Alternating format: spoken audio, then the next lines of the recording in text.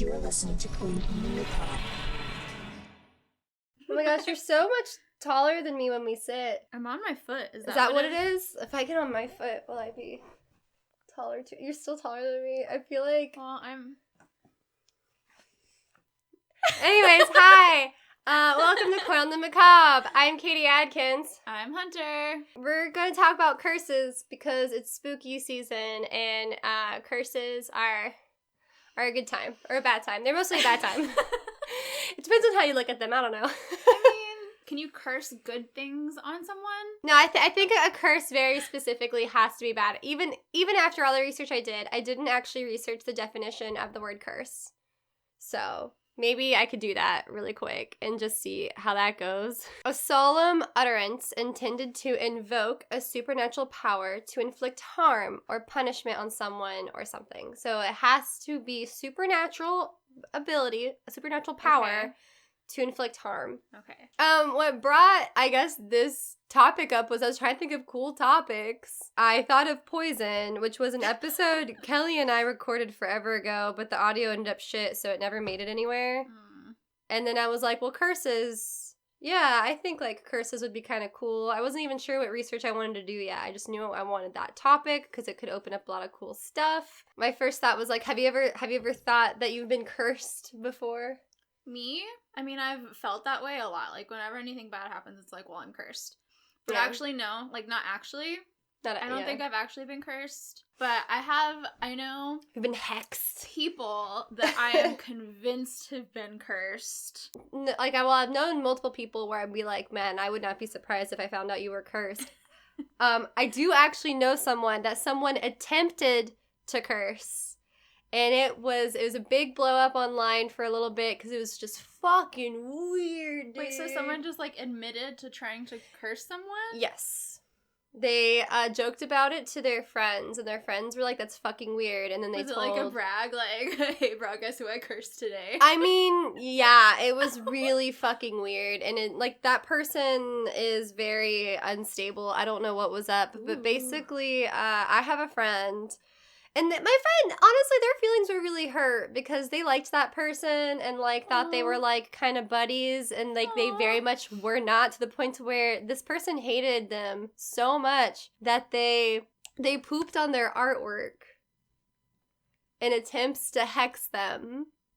Which doesn't make any sense because you don't put a piece of your own bodily, like, fluids and being into a hex. That's not... how you do that. It's not good practice if you actually do witchcraft. What? It was super, and so for a while online they were called the poop witch as a joke. Why would you tell anyone? Oh my god. Ugh. I don't know. I don't like that. I know. It was super weird. Like it was super fucking weird. It was super bizarre. That feels like something, that's like a middle school prank. Not like to me, yeah, that feels like middle school. Like, haha, I pooped on your art. It was like... super weird. No, the person claimed that my friend stole their art style, which doesn't make sense because my friend is older, has had their style established, and my friend helped them. They helped them with techniques and stuff. Yeah, like they helped. Oh my god. Them. Yeah, it was just it was just not great, and it's just awful. I mean, like the concept of a poop witch is hilarious in and of itself. Yes. But the actuality is like, is honestly like a so. Turd on top. The poop witch. But in actuality, it's really harmful and mean and awful and like what the fuck. But like, I guess it backfired because my friend's career is going great. Good. Because they did it. They're trying to like curse their career. Is what the purpose was. And the poop witch is gonna forever be the poop witch. Yeah, they're the poop witch now. Congratulations. I've never felt like I'd actually been cursed or hexed before. I've also never tried to curse or hex another person. I have. Yeah? Hunter, how could you? I have. Not anything really bad, but I've definitely been like, I hope that you get a flat tire tomorrow. And I'll I'll do the like candle burning where you have a connected wick and you burn it so that it falls. I've done a couple of different things. Isn't that more so for like disconnecting yourself? Yeah, that's for like relationships, which I've done for other people. Like I haven't done it for myself. Yeah. And I don't even I don't even know how much I believe it if it like does anything, but it makes me feel better. Well, Like, that's good. It's like a coping mechanism. Like when you're feeling so helpless about something, Symbolic. and like you want someone to like be hurt, but you don't actually want to hurt them. Yeah. Like that's me. Like I like the idea that I am getting my anger out without probably actually hurting anyone. So I researched 2 fucking things, and I'm gonna summarize both of them because fuck, they're both long. Okay. But I did do research into voodoo dolls specifically because I feel like dolls is really the thing that people are afraid of and they think of, but I think of being cursed and stuff like that. And the reason why I thought of voodoo dolls is because I went on a ghost tour when I went to New Orleans a few years ago, and on this ghost tour, they talked about things that had nothing to do with ghosts. Mind you, it was all really interesting stuff, but it was all stuff where I was like, I really feel the need to fact check this. So I just want to tell you this story that was told to me because I was like, this is good enough for me to believe. But I don't think it's actually like historically documented, so it's just a rumor, I think, because I couldn't find it anywhere online, and that's why I was like, I don't know about this. So what I was told in this ghost tour was that so voodoo is specifically just for medicinal purposes and just for healing. And so the concept of the doll was so that it was basically your medical record. It was a doll that looked like you, and the different color pins in different parts of your body represented, like, different things. Like, if it was hurting here, or, like, if they gave you medicine for that part, or, like, all this other things and stuff like that. That's really interesting. And so, like, they would put your hair on it to help identify the doll more, or they'd put, like, yellow yarn if you have yellow hair or something. It was basically, like, used as, like, because I don't know, I guess not everybody could write or something. Yeah. It was just used as a way to, keep track of people's medical record in a weird doll, I guess. That's actually which is really kind of cool idea. Yeah, but the cool. idea was that some white woman saw one time and freaked out and decided that she was being cursed or something, and it started that whole idea of voodoo dolls are actually cursed dolls. And so while I didn't find anything about that, I did find research that does indicate that voodoo is specifically for healing. I also found research that said voodoo is also used for other things besides healing, including using the dolls and including cursing people. So the information I got are from 2 different places. There's so many places you can get, but my first source is Brown University. That's where Emma Watson went to college.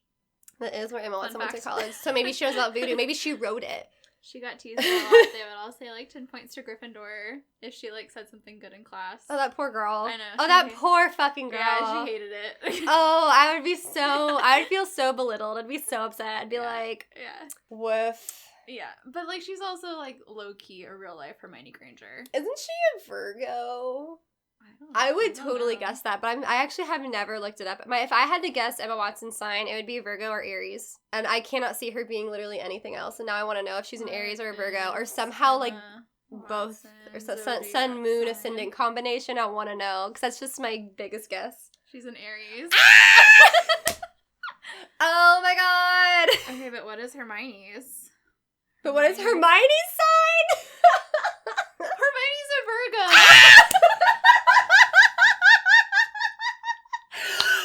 I'm psychic, guys. That's honestly get the fuck out of here. Amazing. Oh my god, I didn't know they actually Well, they have birthdays. Well, you know, Harry Potter is a Leo. Oh, yeah. Probably why they put him in Gryffindor. Yeah. She actually, J.K. Rowling gave Harry Potter her birthday. That's her birthday.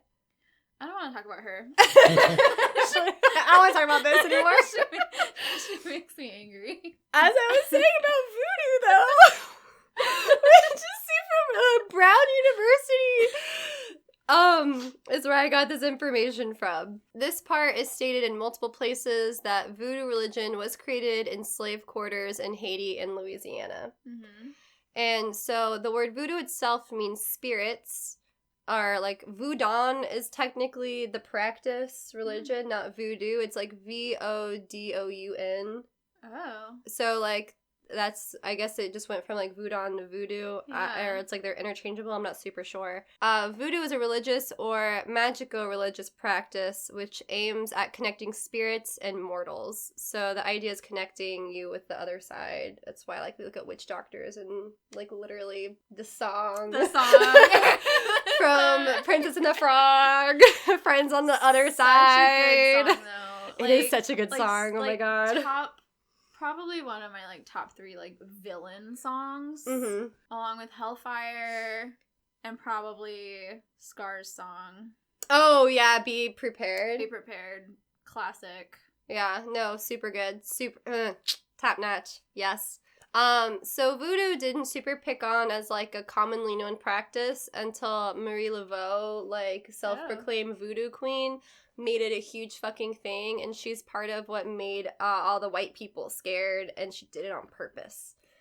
No, like, I'm not kidding. And she was just like, yeah, I'm psychic. And what she did was she would get information from all of the white people's slaves about what's going on in their household so that she could be this, like, mystic, like, fortune teller and, like, lie to them and, like, cause all kinds of mayhem and drama between them. Be like, I know who's cheating on who. What a I know who's doing queen, this. though. I know who's doing that. What a queen. And so, like, she was always right. Because they didn't realize she's getting information from other Black people so much. And, like, she's a fucking legend. But because of this, white people, like, were freaked the fuck out over this whole, like, they were both scared of voodoo, but also, like, wanted to know what was going on. Well, yeah, you like, know? if there was this, like, clearly powerful magic that could, like, tell me secrets about myself, I'd be like, well, how can I use this to find secrets about other people? Right. And like... so that was just something that was done. And I just think she's great. So she's really what brought it into, like, the mainstream, this idea of, like, a voodoo, like, priestess, voodoo queen, and witch doctors and all that. And she did so much for Black people. Like, just Google Marie Laveau. She's fantastic. She did a lot. And... she also had them convinced that she could, like, be in multiple places at once. Because she had, like, daughters that, like, looked like her. Yeah. And they, like, dressed up in the same outfits and would be in different places at the same time. Like, it was just a lot of, I don't know, it was just great. I love her. So connecting spirits and mortals, this interaction is only possible in voodoo through a magical process using a, I don't know how to say this word. Gris or gris-gris. My instincts say gris-gris because I studied French in Louisiana. So I think gris-gris. Yeah, it's Gris, which is the French word for gray. So I don't know what that would mean as, like, gray or something. But basically it's like a conduit. It's an item, it's a thing that basically it channels the magic in it. Okay. Right? Can it be anything or? Usually it's dolls, but it can be other things. Okay. It doesn't have to be a doll. Okay. It just depends on what it is you're trying to accomplish. A gris-gris definition is nuanced. It can either be so it's usually the object, but it could be the magical act, but sometimes it's both. So it's the magical act or the object used for magic. Okay. The voodoo doll is a gris-gris, but it can be used as a religious object or a superstitious one depending on how the user treats it. Voodoo is for personal needs, and that's what makes it different from Ninkisi. So Ninkisi, which I'm probably butchering this word, I'm so sorry, is a wooden doll used in the Congo and West Africa. And basically, it's used very similarly to a voodoo doll, except instead of influencing an individual person, it's used to influence society. Ooh. So, like, you also hammer nails into it and do different stuff with it, but it's used for, like, wealth, justice, community healing, political gain, that sort of thing, whereas a voodoo doll is very specifically, like, of the, like, just one person. Could anyone use that in the society, or was it, like, only for, like, religious priests? Because I feel like everyone would just be, like, using it all the time then. So there were, like, big official ones that were taken very seriously within the society, and then there's ones that, like, people tried to make themselves, and it just sort of was, like, whether or not you considered it real or not. Like, unfortunately, due to the whole area, like white people coming in and being like, you're Christian now, like a lot of this was taken away. Yeah. So I don't have the full history on it. There was more history on this in this research. I didn't include it in this because I was trying to keep it to the voodoo doll, which is a specific doll that we know from Louisiana. Mm-hmm. It mostly was created in Louisiana more than it was Haiti. It just happened to be Haitians who came over. And they took their, doll magic practice and brought it over here, and it changed. So basically filling an inanimate object with powerful spirits so that you can alter the life of a human is pretty much the goal of a voodoo doll. The doll itself doesn't have like spiritual agency. It's like a vessel. Yeah, it's like a vessel pretty much. According to Brown University, these are all the things you can accomplish with a voodoo doll. So the use of one begins by a private visit to a voodoo queen or doctor and ends with a ceremony. After having understood what the client desired, invokes the spirits for guidance. So depending on what you want, invokes a different spirit to help you. Okay. Every voodoo queen or doctor in Louisiana possesses a real snake. They all have a snake, which represents little snake friends, which represents the physical incarnation of the spirit Legba. To attract him, one uses chicken, tobacco, and bones.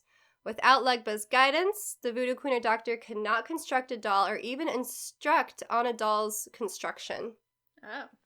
So once the doll has been constructed with the guidance of Legba, the only remaining steps are to physically make it similar to the targeted person by attaching a strand of hair, for example, and hide it in the immediate vicinity of the targeted person.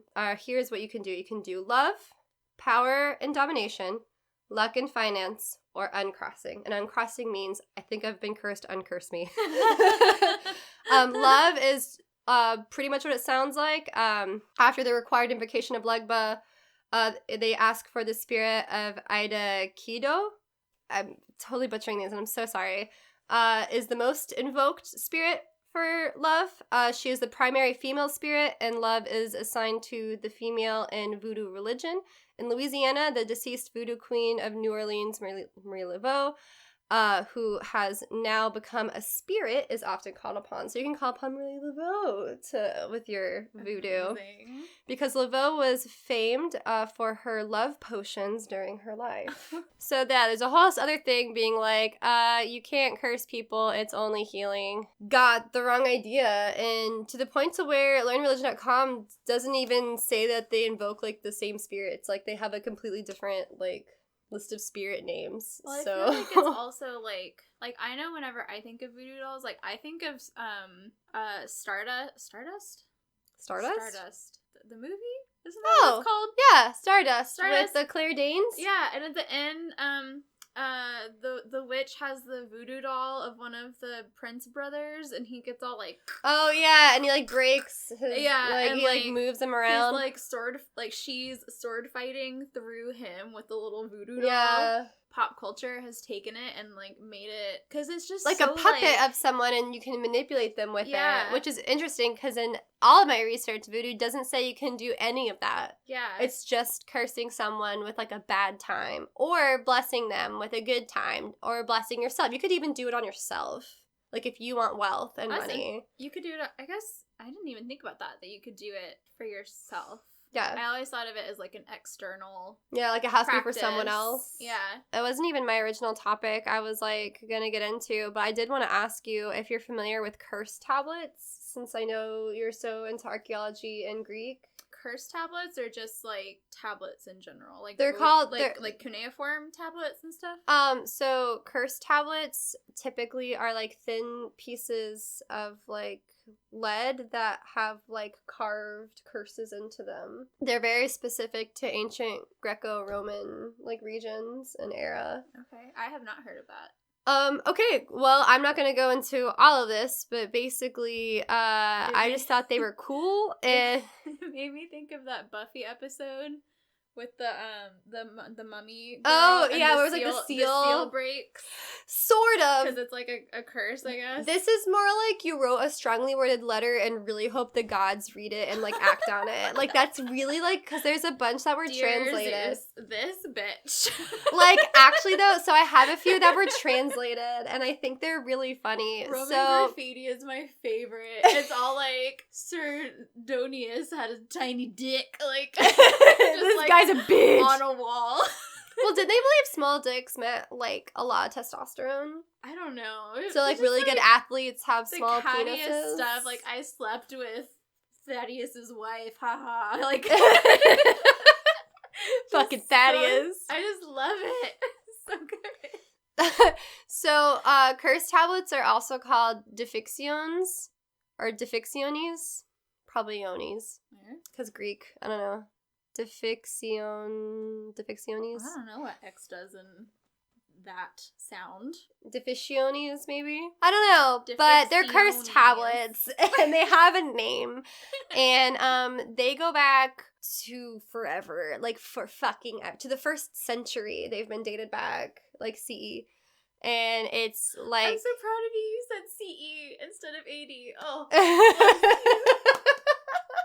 thanks.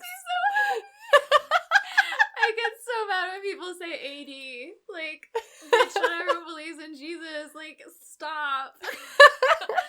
Oh, that made me, you have no idea. I'm like shaking. Oh my god, like it's okay. That's one of my biggest pet I'm peeves. glad I can make you proud. And it's so specific that I don't ever feel like I can really like call anyone out on it. Does AD really mean after death? It also means something else in like Roman or something. Yeah, that never made sense to me. I always thought BC meant more like before recorded history. There's some like Latin term. Okay. I don't fucking know. Like I didn't think it stood for those like words, obviously, but I thought that that's kind of what it referred to, was like so long ago we like, I don't know. Well, until college, I thought it was Before Christ, after death. yeah. Until college, and my history professors were like, No. so actually, Actually, that's not it. These curse tablets have been around for fucking ever, and they're pretty short and sweet. Like, they're not, like, super long paragraph stuff. They're just like, this is bullshit, and this is what I need to happen. And most famously, a lot of people have heard of the Bath tablets. So, in Bath, England, which the reason why it's called Bath, and if it's not the reason why, well, it fucking should be. Basically, when the Romans owned that area, where the city of Bath is where they had this huge, like, bathhouse that was, like, enormous, and it was also, like, attached to a temple. So it was, like, a big deal. The actual place itself during Roman times was not called Bath, but I'm pretty sure in England they just called it Bath because of the enormous bathhouse. And that's why people went there, because it's actually a small town. Yeah. I feel like it would be so cool to go to a Roman bathhouse. Well, you get your shit stolen there, because they found 130 tablets there, and 129 of them were people cursing people for stealing their shit. What? I am not Is fucking it like kidding. You take all your like clothes off and stuff? Yeah, and people were going in and fucking stealing their shit. Yeah. You gotta watch your shit. You'll get stolen in the goddamn Roman bathhouse. Maybe, I guess I don't want to go then. All yeah, right. They didn't have lockers. the Yelp reviews. They didn't have lockers with the little wristbands with the key on it. So they can take their bath in the fucking bathhouse.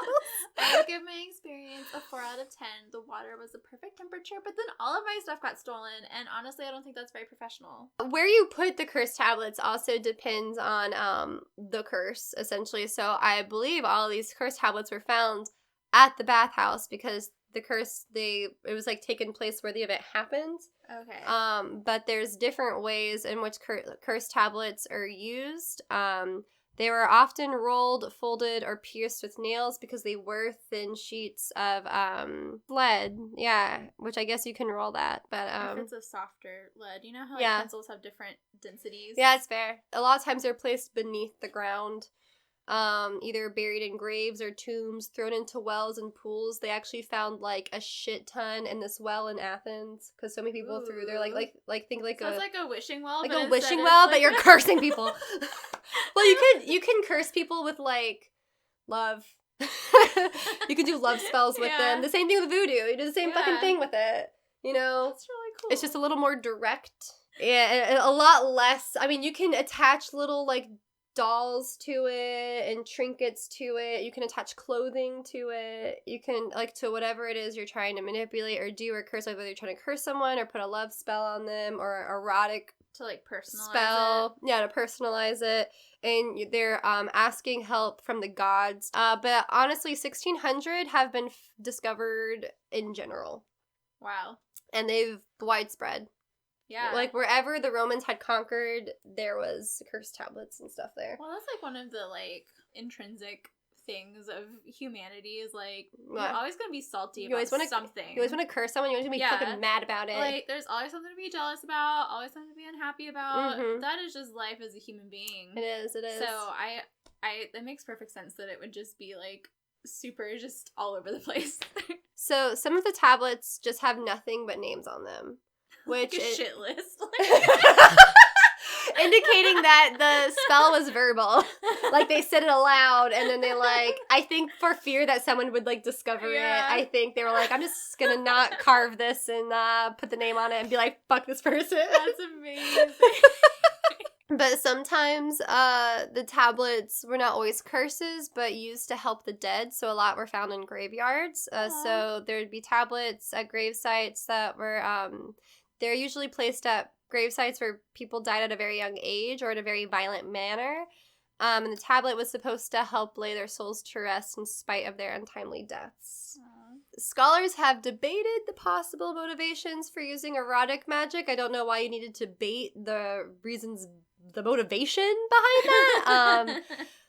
But including unrequited love, sexual control of the intended target, financial gain, social advancement, they've all, like, kind of been like, but why? It's like, do you really need to know why? Like, I think it's pretty, like, obvious. I don't know why they debated over this. Apparently there's debate over the type of women that men were trying to attract with these spells, which, like, again, why, what? Why does it fucking matter? I don't know, man. Okay. I don't know, but apparently some scholars subscribe to the idea of men trying to make fair, chaste women become filled with desire for them, while others argue that men were just trying to control women who they thought to be sexually active for their own personal benefit. Probably both. So it's probably both. Probably both. But you could use the curse tablets to incite like sexual advances or for, like, love, like, for two different things. Like, they weren't the same thing. And there's even similar tablets in ancient Egypt around the time of the 12th dynasty, which those were different, though. They weren't the same thing. Like, they listed names of enemies written on clay figurines, which they smashed and then buried under buildings. They're like, fuck this guy! And, like... Honestly, that sounds so fun. And, like, they were symbolically, like, smothered and, like, under a building or in a cemetery or something. Fuck yeah. But here are some translations that I just thought were fun. So this one is in the Bath. This one was found in Bath, UK, which, by the way, the tablets found in Bath were found in 1980. So it's, like, a pretty recent discovery. Yeah. Wow. So this was dated back to somewhere between the 2nd and 4th century CE. Dosimedes has lost 2 gloves and asked that the thief responsible should lose their minds and eyes in the goddess's temple. And I like that they refer to themselves in the third person. Like, Katie has lost 2 gloves, and I need this person to die. The god needs to know specifically, like, who they're lost? getting vengeance for.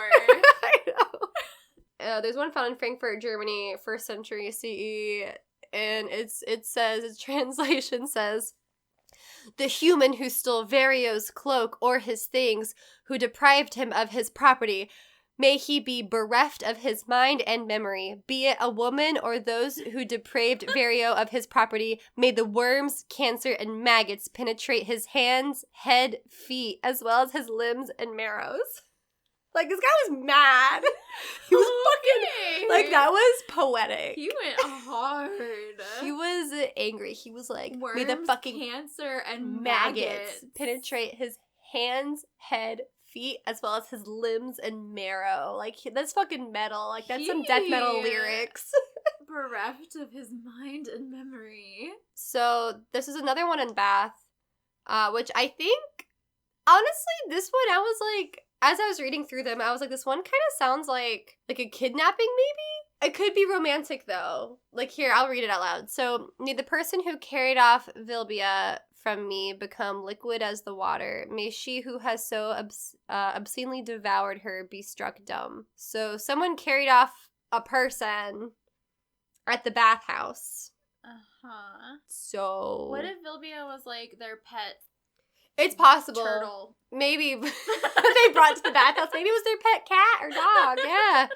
It's possible. Vilbia might not be a person at all. This one I thought was great because this one involves gambling. Ooh. And entangle the nets of Vincenzus Zerizo. May he be unable to chain bears. May he lose with every bear. May he be unable to kill a bear on Wednesday in any hour. Now, quickly, make it happen. Curse is aimed at Gladiator Vincenzus Zerizo, who fought in Carthage, North Africa in the 2nd century CE. The author of the curse presumably had some money riding on Zerizo's bear fight. May he be unable to kill a bear on Wednesday.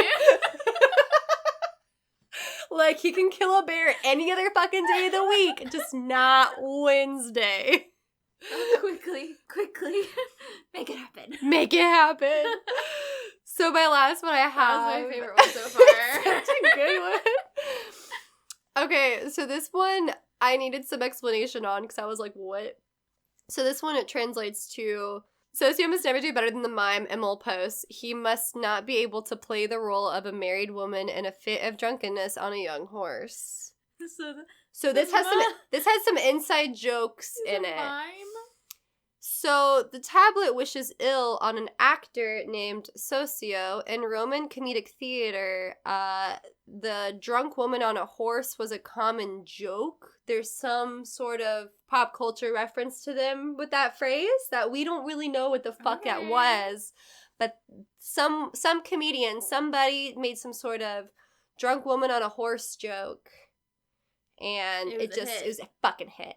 It was a pop culture phenomenon. Fucking classic drunk woman on a fucking horse. Who doesn't know that one? So the person making the curse hopes that Socio's stand-up routine will fall flat. It was found at the site of Ralronam in western France and dates to the late 3rd century CE. That's so shitty. I know. So it's What probably does a rival. Socio do? It's probably like a rival actor who's like really like bitter or something. I know. That is some catty shit right there. Oh, I know. That is the most like just shallow, like petty. Yeah, so since Drunk Woman on a Horse was like a hit joke, I guess they were like, may they never be able to make a joke as good. Yeah. I think was kind of what they meant by be able to play the role of a married woman in a fit of drunkenness on a young horse. So that was all of my stuff, and I thought that was great. Bears. The bear! The bear is so good. I just want that to be my like new go-to. Like, I hope you can never fucking fight a bear ever I hope again. you lose the fucking bear on Wednesday. It's so good. Okay, I want to know yours because your story is wild from what I gathered, and it's very different from my research, and I'm so ready. Oh yeah, it's very different. It's so one of my favorite shows, which I think I talked about last time, was A Haunting. A Haunting, A yes. Haunting. It is so great because the reenactments are so bad. The actors are all like, they tried really hard, but also like I feel like you can tell that like none of them believe in ghosts because like the actors. Yeah, like you can tell that like they're like, this is for my career. I have to do this. Like, yeah, they're trying so hard and like stepping stones. It's a paycheck. And like the CGI like ghosts they do, although they do have some really cool like special effects makeup, especially in the episode where I got my story. It's called Curse of the Mummy. Okay. Sounds very R.L. Stein. Yes. Goosebumps. It's a very vague title at first. Like, there are lots of mummies everywhere. There are lots of curses about mummies.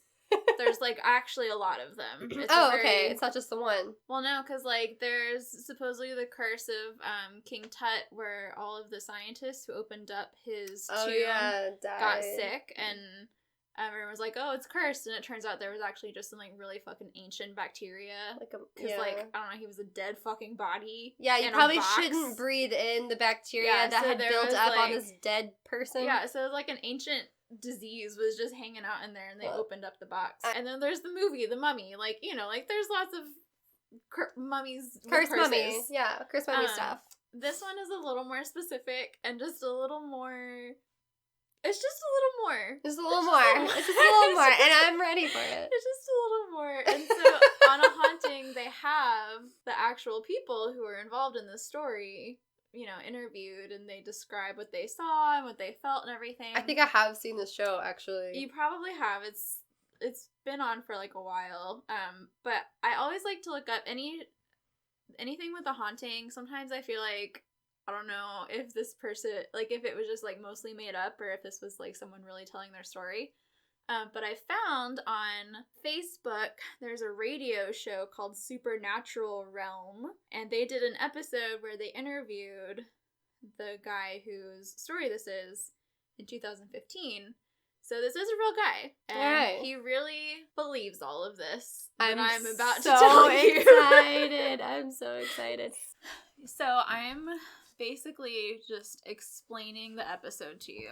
So I am by no means was any of this original research or anything.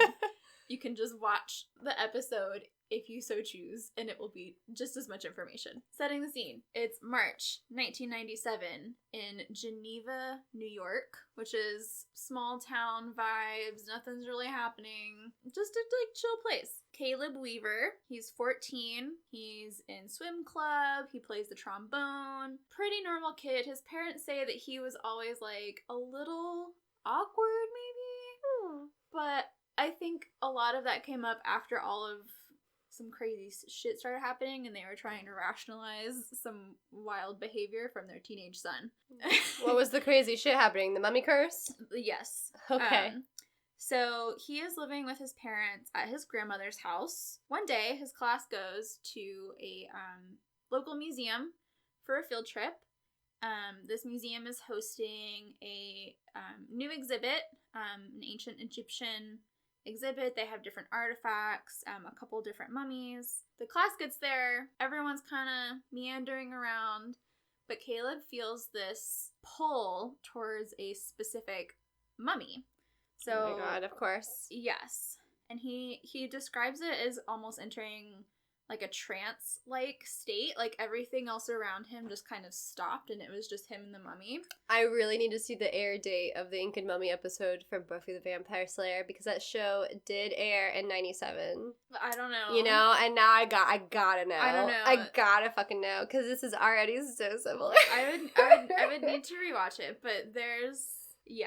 Okay. So Caleb is having this weird disassociation trance thing going on, and he sees this mummy whose head is unwrapped, so you can really see, like, the face. There's a guide for the museum who's telling the class that this mummy is believed to be an Egyptian priestess of an evil animalistic god. Oh. Yeah. No big deal. It's what, you know.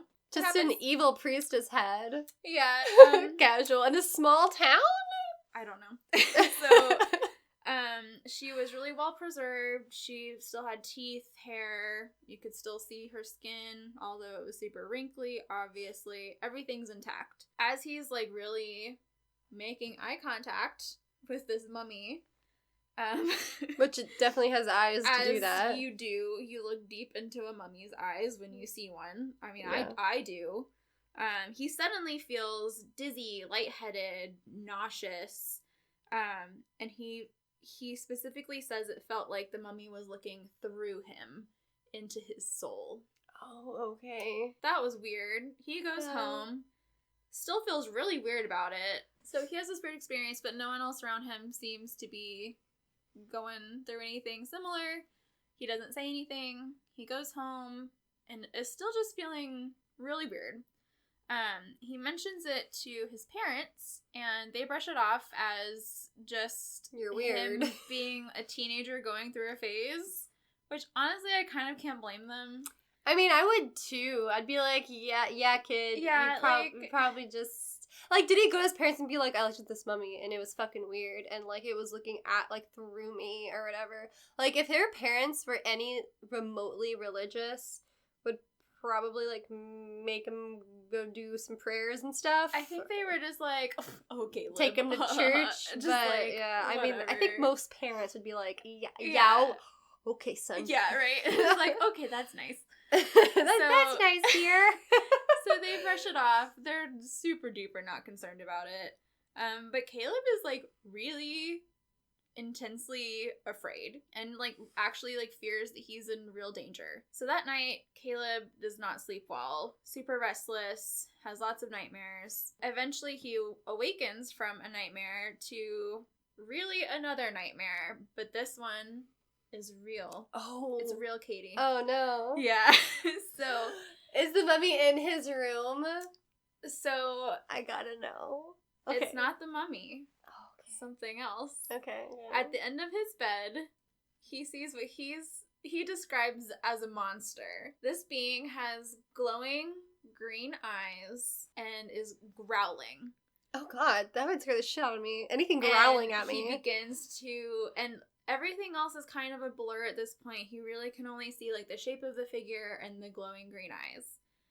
He hears him growling, and the being starts to move towards Caleb. He freaks out, as you would, blinks, and he's gone. The next morning, Susan, Caleb's mom, Susan, is like, Caleb, what was going on last night? It was super noisy. And Caleb explains what happened, and again, his mom is like, that's nice. Oh, okay. Whatever. So you want me to bring a priest over, honey? Let's move on. Just brushes it off. And they explain that Caleb had always been sensitive and easily caught up in things. And they were just trying to justify stuff and... Poor kid. But I mean, like, this kid... But, like, it is ridiculous. This 14-year-old is like, there is a monster in my room. So, like, of course you're gonna be like, okay, whatever. Days pass. Weeks pass. Caleb still feels uneasy. He feels this fear just constantly around him. But he doesn't tell anyone because it sounds fucking nuts. Yeah. He's aware of that. But he's still feeling all of these things, and he feels very alone, very isolated. But he doesn't tell anyone. So a few weeks later... Smart move, honestly, on your part, Caleb. Yeah. So a few weeks later, Caleb gets home from school, and he finds that he is locked out of his house as he has left his keys at home in the house. So the only way to get back into the house is through... So it's a really old house, and it has a cellar that leads to a basement. Oh, very R.L. Stein, goosebumps. Yeah. So he goes... And, I mean, he's gotta go inside, I guess. So he goes through the cellar, down to the basement. As he enters, he feels creeped out, is specifically how he says it. I would fucking too. Creeped out. Yeah, his basement was creepy. Like basements are. Not only was it creepy, but to Caleb, it looked like an Egyptian tomb.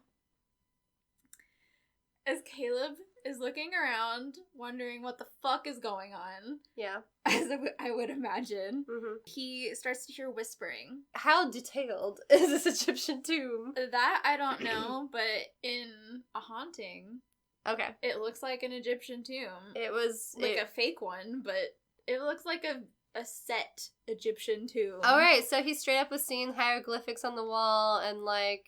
Okay, yeah, like right. It was a full-on, like, hallucination. I see. Maybe it wasn't. Oh, who are we to say? Who are we to say? Alright. This is his story, not mine, you know? Okay. So he hears this whispering. Suddenly, the monster appears. But this time, in more detail, he can see him more clearly. Caleb describes him as scaly, this like lizard-like humanoid. Like an alien? No. Okay. Like human lizard person. Yeah, but like he doesn't have a tail or anything, just like scaly skin, green eyes, like pointy lizard teeth. He's like super big, clearly not in a good mood. He's not in the best of moods. He could have had a better time. Yeah. So the monster starts to run after Caleb, and Caleb says he feels like he's being stalked like prey. Caleb runs upstairs, and he knows now that this monster is targeting him specifically. This kid watched way too much season 1 of Buffy. Caleb brings this up to his parents again. They continue to brush it off, but they do start noticing changes in Caleb. He's become a lot more withdrawn. He's having trouble sleeping. And the more Caleb explains what's happening to Susan, the more she comes to her own conclusion about what's going on. She tells Caleb that their family home had seen a lot of bad things. One was that her father was an abusive alcoholic, and she said she often has hallucinations or visions, flashbacks of him in the home, like she's being haunted by his ghost, and that's just one of many things that apparently have happened in this home. So she thinks Caleb is just seeing similar things like that, and that it's just the house is kind of haunted, and like, what are you gonna do? You're kind of traumatized. Yeah, it's how it is.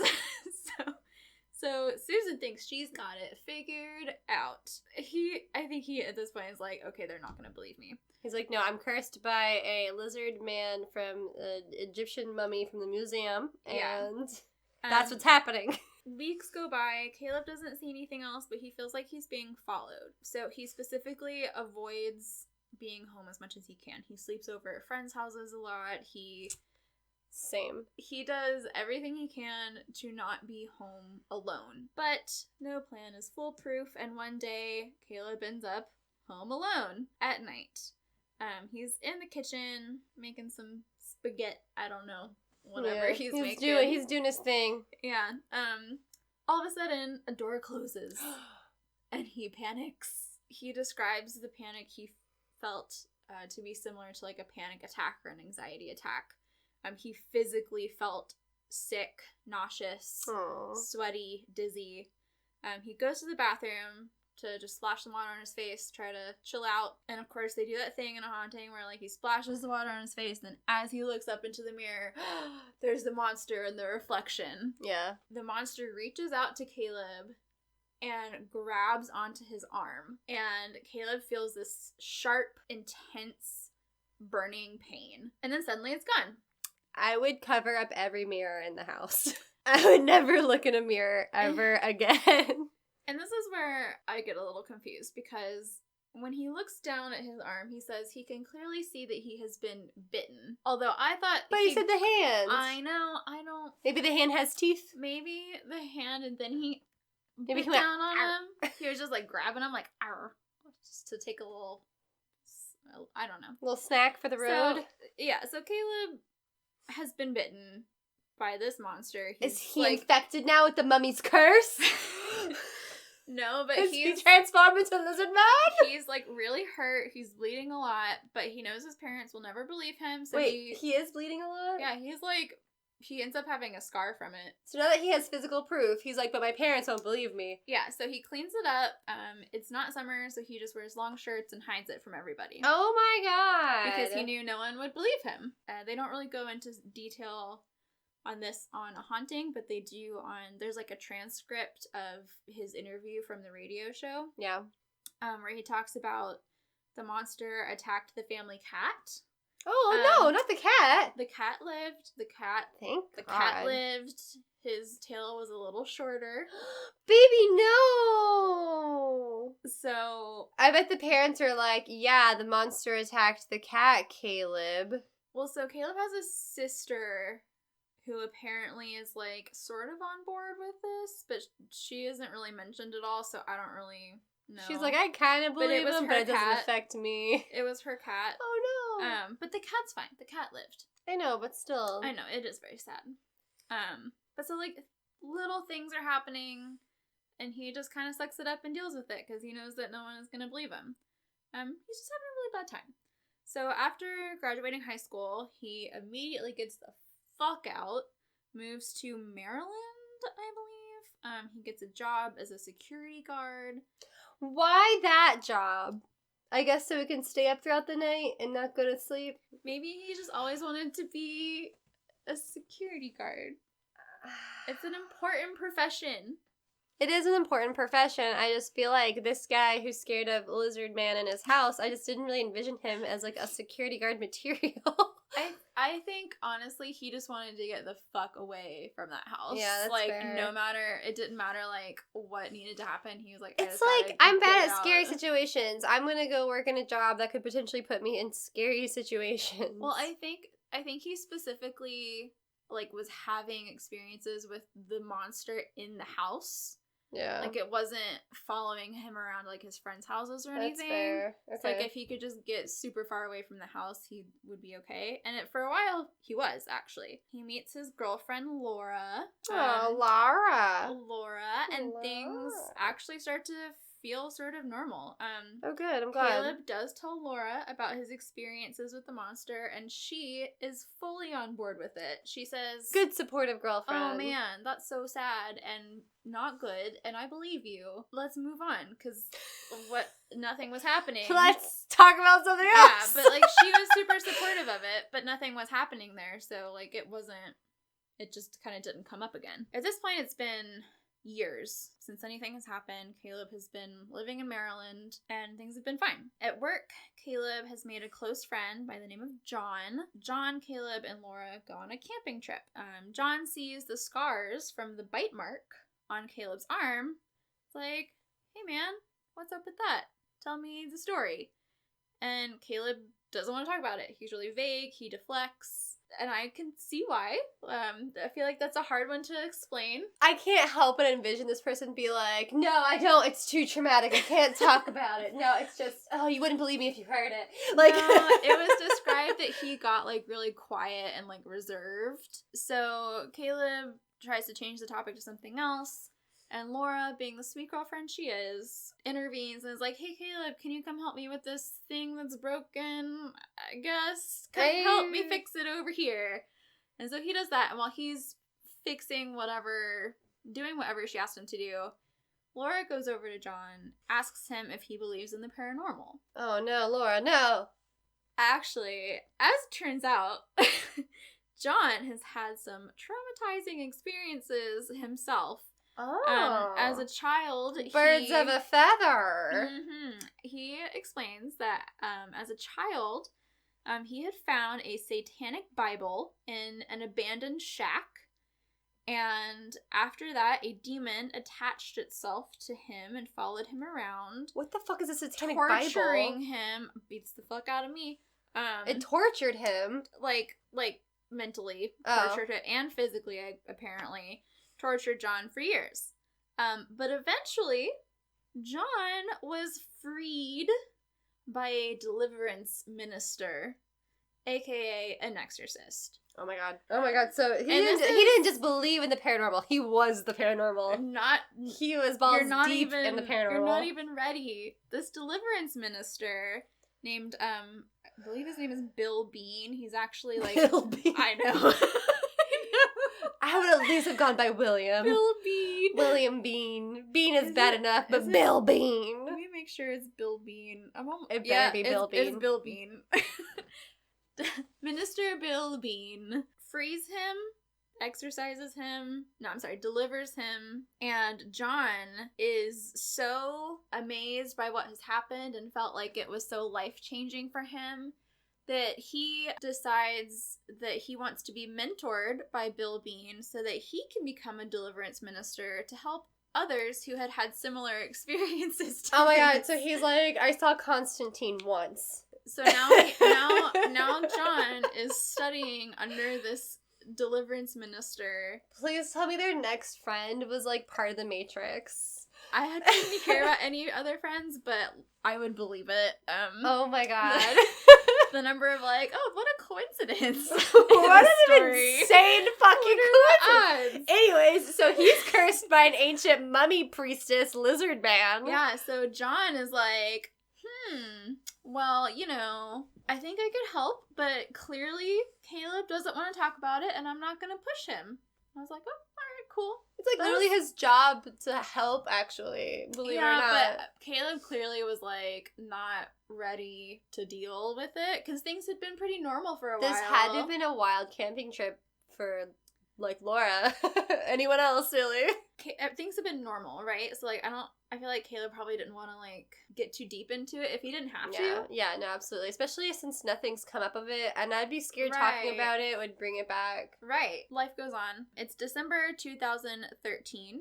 Caleb goes home for the holidays. So at this point, it's been 2013 minus 1997. 16 years. 16 years. Wow, Fuck. good job. So Caleb has been dealing with all of this unresolved paranormal trauma for 16 years. It's December 2013. He goes home for the holidays. Oh, no. Like, I'm assuming he had before. Yeah, I'm assuming he didn't miss out on Christmas for 16 years. Right. But what I think what's explained is, like, because it got brought up, basically the monster had gone, like, dormant. It comes back up again. So Caleb sleeps in his old bedroom, as you would. He decides, he's been traveling, he's gonna stay up late a little bit and just read. So he's just hanging out, and all of a sudden he starts to hear this chanting. Oh my god. And the chanting sounds like the name Sobek. Caleb, being the tech-savvy internet sleuth he is, decides to Google what the fuck that means. And it turns out Sobek is an ancient Egyptian deity. He is the god of protection, particularly protection in the afterlife, and protection from the dangers of the Nile. He is described as having characteristics of the Nile crocodile. Therefore, the lizardness. If he's a god of protection, what the fuck's he doing there? Well, so he was protective of some people if you were innocent. Was known to be very aggressive, though. He was sometimes called the god of robbery. He who eats while he also mates. Like a praying mantis. I guess. Okay. I guess. If he liked you, he would protect you. So he's and like, he would fuck be, this kid. And he would be, like, fierce as fuck about his, like we're good. Like, violently protective. Ride or fucking die. Yeah. Alright. So he probably was violently protective of this priestess mummy? That is the idea. The idea is that this priestess was under his protection. Got bad vibes from this kid at the museum. Not just bad vibes. Caleb says that Sobek saw him as a threat. I'm still not clear. Unclear on how a was a 14-year-old boy. And when you see him, like, he's not a threatening person whatsoever. So I don't know where he got that from. Basically, Sobek was like, this kid is trouble. Gotta take him out. Yeah, fuck this kid. And therefore... And, like, straight up abandoned the mummy head. Yeah, so basically the curse of the mummy is whoever threatens this priestess, Sobek will then follow them around and basically attack them. So Caleb he feels some comfort that he at least, like, knows what it is now, but he doesn't know what to do about it. As Caleb is sitting on his bed pondering what to do next, he suddenly is violently pushed back onto his bed, and he feels a pressure, like someone's holding him down on the bed. And as he's being held down, he begins to foam at the mouth, he's dizzy, and he loses consciousness. So he has like a seizure of some kind? I guess. Cut to a few days later, I guess, Caleb goes back home to Maryland, where he lives with his girlfriend Laura, and she notices that he is very irritable, just really quick to anger, just real grumpy. Not her sweet Caleb. Did what I think happened? Was he possessed by Sobek? Oh my god, continue! Oh my fucking god. And she just felt this, like, deep sense of anger emanating from him, and she was kind of afraid of him. Yeah. So at work, John, the deliverance minister in training, notices the same things. John recognizes the signs of someone who is being possessed. Oh my god. John is like, I know what's going on, and I'm gonna fix it. So John goes to Laura and says, hey, I know what's going on. We need to have an intervention because Caleb is not okay. He's being possessed. And Laura is like, great, cool, let's do the thing. So they basically ambush him. Like, Caleb comes home from somewhere, And John is there with his holy water and his Bible. They say, hey, dude, we're scared for you and we're scared of you. We would like to help. We think you're possessed. John says, I would like to perform a deliverance on you to free you of this entity. And Caleb is like, all right, great, let's do it. Which throws John and Laura off a little bit because they were expecting some pushback. Caleb sits in a chair and John begins reciting the demonic warfare blessing. Oh, there's okay. And where basically you call on God to help to fight some demons for you. As John is doing this, Caleb starts cackling maniacally and like he goes between cackling maniacally and like heavy breathing and grunting. He's threatening John, he's yelling, and just physically starting to get real worked up. Did they tie him down? No, they didn't. Oh my god. Oh my god, that's like, whether you believe it or not, that's like fucking Exorcism 101. Fucking tie him down. Basics. Oh my god. Listen, John had a big head. He took on too much, and he knows it because he's starting to feel scared. Because at one point, Caleb picks John up with one hand and throws him across the room. In the show, John conveniently lands on a couch.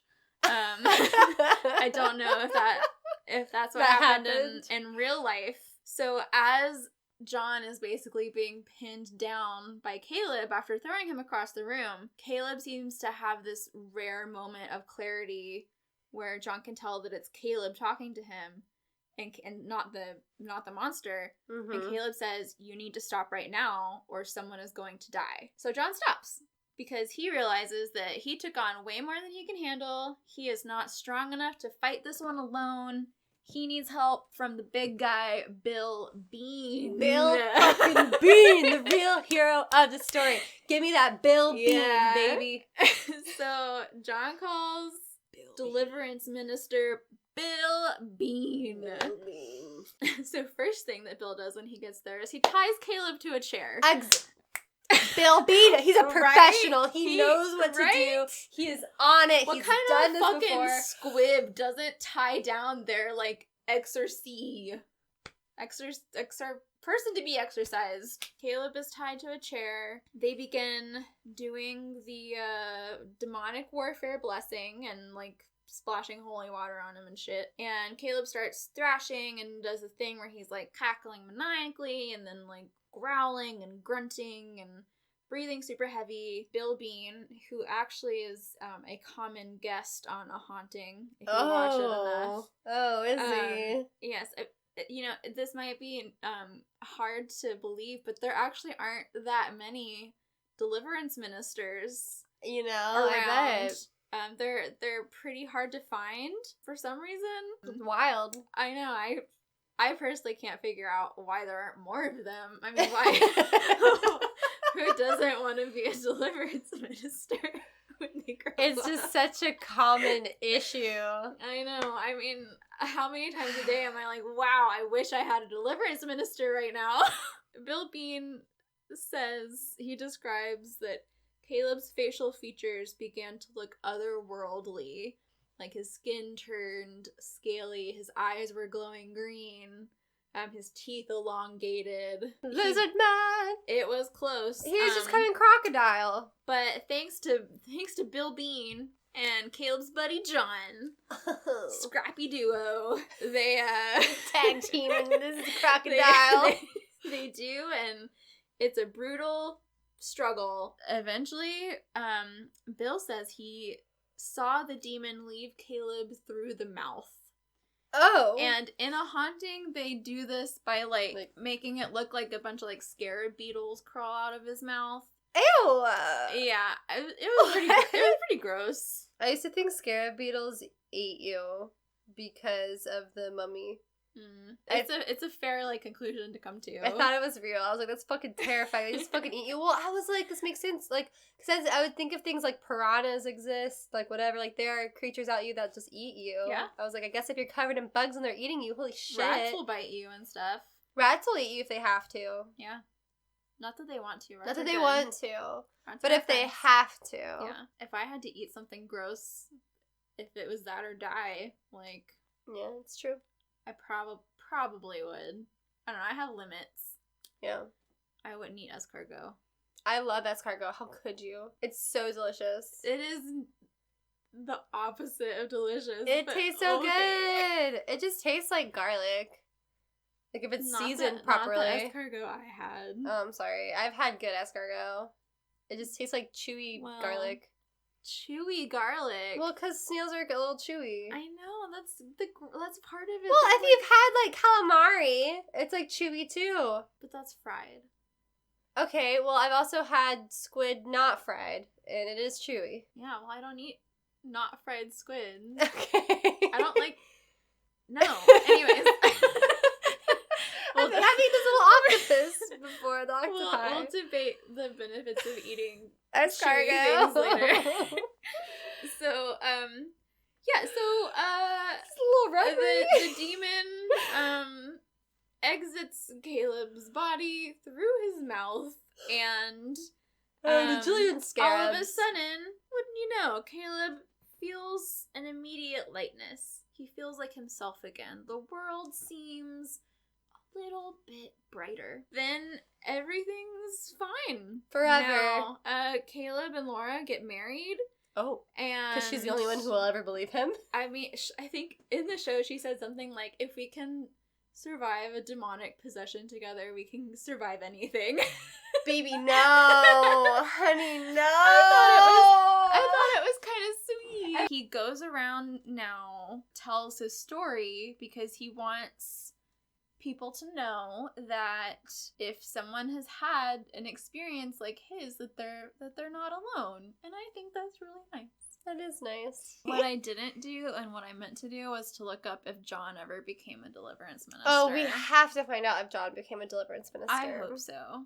I want to know where Bill Bean is today. I just want to know that John isn't going around trying to deliver people without fucking tying them down. Like, at least. Yeah. At like, bare minimum. Buddy. Bare minimum. Have you even seen The Exorcist? Probably not. Probably not. Like, how could you? That's just blasphemy. That whole story. That's a story. That's a fucking story, man. I wasn't, like, all that interested in it until it was, like, Lizard Man. It was a fucking lizard man. So, whoever threatens this mummy is cursed to be followed around and tormented by an ancient lizard god. Alright, note to self, I am not looking in the eyes of any Don't do it. mummies, artifacts, or anything do for that it. matter. You don't know who's protecting them. You don't You know. don't know. And that you could really piss off some people who could make some really Yeah. bad shit happen. Make your eyes glow green or something. They'll possess you. They'll fucking possess your They ass. will. Oh, They man. will. Well, lessons have been learned. Mm-hmm. Tie Tie people down before you're gonna deliver them, people. Oh yeah. Safety first. Oh yeah. No, for sure. And if you don't want just some tips, and tricks. If you don't want people to know what your curse tablet says, just write their name and then say it out loud and hope that the goddess happens to hear you. And at the end of the day, like, worst comes to worst, deliverance minister Bill Bean is there for you. Hit up Bill He's Bean. there for you. He's got you. Don't hit up John. He will not tie you down. John is like you have your wedding photographer and then you have the second shooter. Yeah. Bill Yeah. Bean is your main wedding photographer. John is the second shooter. And John is the second shooter. Yep. All right. Well, thanks guys for listening. It's been Crown the Cobb, cursed stuff. Just curses in general. You can follow us on social media. And just I don't know, follow your hearts. I don't know. I'm trying to come up Have with a good something. spooky Have a good season. spooky season. Go get all the on sale stuff. Anyways, thanks Okay. and keep it creepy. Bye.